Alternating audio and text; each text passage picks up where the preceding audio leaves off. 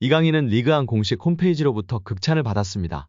리그안 공식 홈페이지는 파리 생제르맹에서 루이스 엘리케 감독의 전술적 진화라는 제목과 함께 올 시즌 전반기 PSG의 전술적인 변화를 집중적으로 다루었습니다.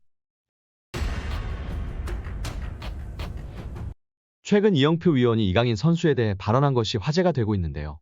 박문성 해설위원과의 유튜브 방송에서 발언했습니다. 이영표 위원은 축구가 편해지려면 기본적으로 축구 선수는 어떤 상황에서든 한 명을 제쳐서 크로스를 하거나 패스를 하거나 슈팅을 할 수 있어야 됩니다.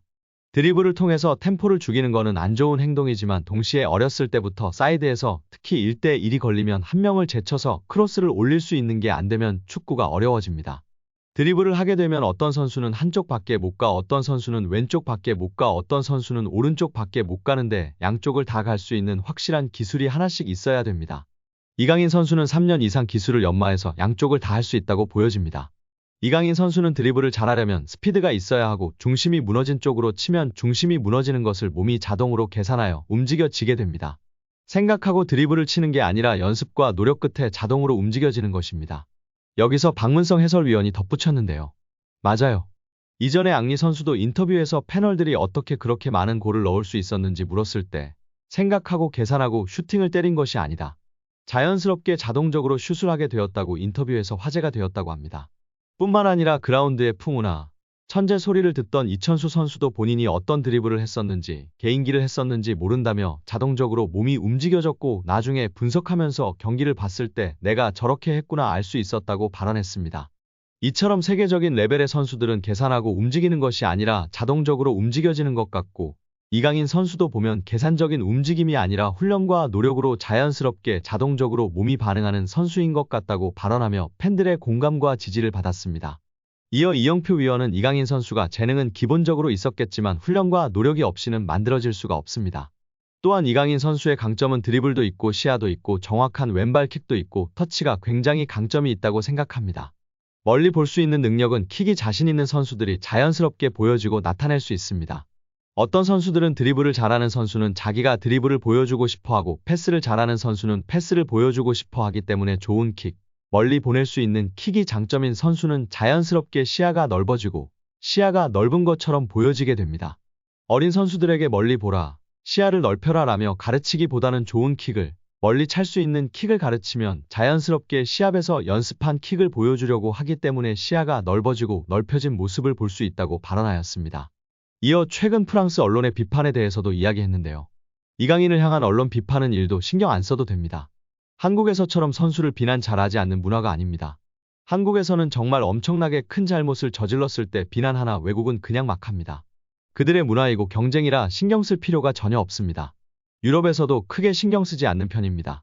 거기에 일희일비할 필요 없고 비난을 받더라고 원래 그런다 생각하는 게 팬들도 선수도 좋다고 발언했습니다.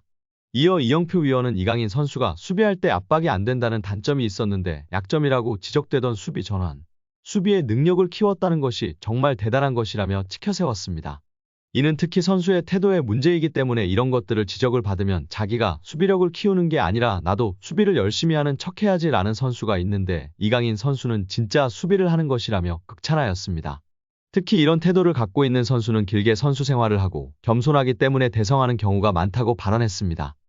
여기에 이강인 선수가 음바페에 대해 발언한 내용이 팬들에게 화제가 되고 있는데요. 파리 생제르맹에 입단한 이후 처음에는 네이마르 선수와 절정의 케미를 보인 후 네이마르가 떠나고는 완전 음바페 선수와 특급 케미를 보이고 있습니다. 이전의 경기와 훈련에서 이미 많이 팬들에게 관심을 받았었습니다. 먼저 이전 경기에서와 훈련 때 어땠는지 살펴볼까요? 여기에 최근 이강인 선수가 화보 촬영을 하면서 인터뷰한 내용이 화제가 되고 있는 건데요. 오늘 디올의 옷을 입고 촬영했어요. 마침 디올은 PSG와 돈독한 우정을 자랑하고 있고 파리를 대표하는 브랜드죠.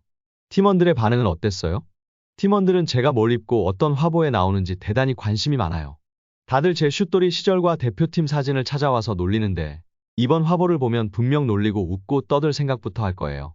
특히 음바페 같은 프랑스 선수들이요. 음바페는 그냥 저를 놀리기 위해 태어난 것 같아요. 아마 제일 크게 웃고 떠들지 않을까요? 라는 인터뷰의 내용이 축구 커뮤니티에서 공유되며 화제가 되고 있습니다. 우리 이강인 선수가 인싸인 건 알았는데 이 정도로 팀 동료들에게 사랑받고 잘 어울리고 있는지는 몰랐는데요. 너무 좋은 것 같습니다. 음바페 선수와의 케미부터 팀 동료들과 편하게 친밀하게 지내고 있으니 앞으로도 맹활약할 것 같습니다. 여기에 지난 여름 파리 생제르맹 이적 오피셜이 뜨기 전 이강인의 에이전트가 맨시티와 협상 테이블을 가졌다는 것이 전해지며 화제인데요. 박문성 해설위원의 유튜브 채널에서 축구 전문 기자들과 함께 한 이야기를 통해 밝혀졌었습니다. 당시 아틀레티코 마드리드와 파리 생제르맹이 가장 유력한 최종 협상 후보 구단이었고 그전에는 프리미어리그 구단과 협상을 했었다고 전해들었다고 밝혔습니다. 구단 내부 기자들에게 들었던 정보로는 이강인의 에이전트가 이전에 SNS를 통해 프리미어리그 각 구단에 방문했던 것이 사실이고 브라이튼, 아스톤빌라, 맨시티와 협상을 벌인 것이 사실이라고 전했습니다. 특히 맨시티는 중원의 미래로 이강인을 점찍고 협상 테이블을 연 것이나 바로 즉시 전력감으로 생각하지 않고 영입 후 구단 그룹에 있는 스페인 팀 지로나로 임대 보내는 것을 제안하였다고 하여 협상 명단에서 배제되었다고 합니다. 마요르카에서 지로나로 가는 것은 큰 의미가 없기 때문이었는데요. 맨시티였으나 지로나로 임대를 보낼 예정이고 앞으로 어떻게 될지 모르는 상황에서 맨시티의 도박을 받아들일 필요는 없었을 것 같습니다. 이 와중에 아틀레티코 마드리드와 PSG가 적극적으로 달려들었고 가장 확실하게 매듭을 지은 것이 PSG였다고 밝혔었습니다. PSG에서 챔스 경험 좀 하다가 세계 최고라 평가받는 프리미어리그로 이적했으면 하는 바람인데요. 이번에 토트넘, 에버튼전을 직관 갔던 이강인 선수. 마음 한편에 프리미어리그 빅클럽으로 이적하고 싶다는 생각이 싹 텄으면 좋겠습니다. 이강인은 리그안 공식 홈페이지로부터 극찬을 받았습니다. 리그안 공식 홈페이지는 파리 생제르맹에서 루이스 엘리케 감독의 전술적 진화 라는 제목과 함께 올 시즌 전반기 PSG의 전술적인 변화를 집중적으로 다루었습니다. 엘리케 감독은 그동안 바르셀로나, 스페인 국가대표팀 등에서 주로 4-3-3 포메이션을 활용했습니다. PSG 부임 초기에도 4-3-3 포메이션으로 선발 라인업을 구성했습니다. 그러나 문제가 있었습니다.